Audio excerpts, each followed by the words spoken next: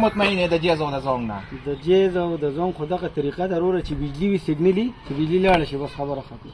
د زونګ نه مطمئن یې نه د یو نه یو خو دا د کوم ځای ټاور دی؟ یا د دلبر کلي. د دلبر کلي چې بجلی وي پیکیج دې څونه لګولې لږ ورته وښایې که نه؟ پیکیج غټ پیکیج لګی که وړوکی لګی؟ په 5000 هم لګولې دي 200 جی بي. السلام علیکم قدرمنو کتونکو کو یو طرف ته مونږه د جیز یا د زونګ حوالې سره وګورو پیکیجونو ته نو چې کوم د 1000 روپو پیکیج نو هغه 2000 روپو لاړ چې کوم د 2000 روپو پیکیج نو هغه 4000 روپو لاړ چې کوم د 4000 روپو پیکیج دی نو هغه 6000 روپو لاړ.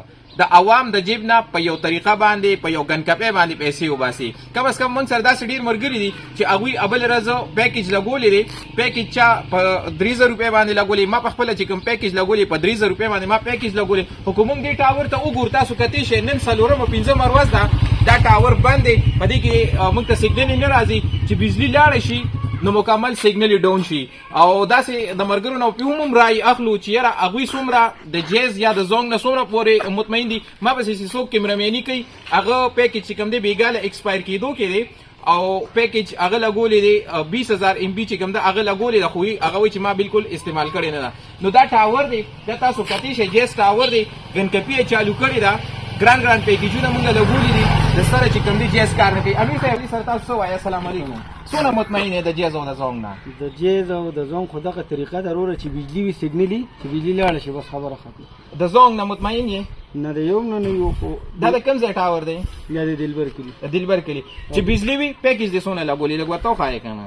پیکیج غټ پیکیج لګی که وړوکی لګی؟ په 5000 هم لګولې دي 200 جی بي.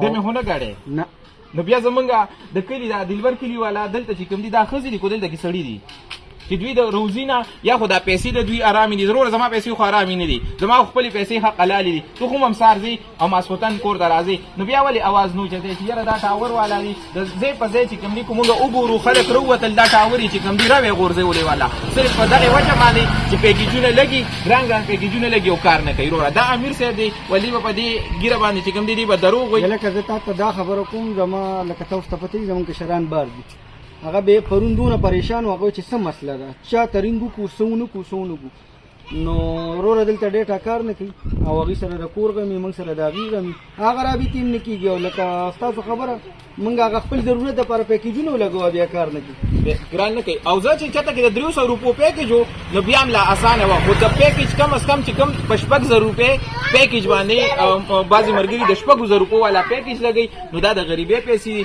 نو زه چې کوم د دې چې کوم عقدې والا خلک دي او په ناست دي او د غریبانانو خلکو نه دا په ګنکپۍ باندې پیسې د دې جیبونو نه وباسي کو هغه زونګ دی کو ټیلینار دی او کو یو فون دی نو هغوی ته دغه یو عاجزانه درخواست کوم چې د خدای د یارې ویرېږي. یو خو چې کوم دی د حکومت د طرفه راټیټه ده او بل طرف ته چې کوم دی د جیز د طرفه راټیټه ده. امیر صاحب تاسو ډېره مننه چې تاسو دلته ما سره ودرېد او د خپل اواز هم د دې سیګنل په باره کې اوچت. الله پاک دې موږ کې غیرت پیدا کړي. امین امین.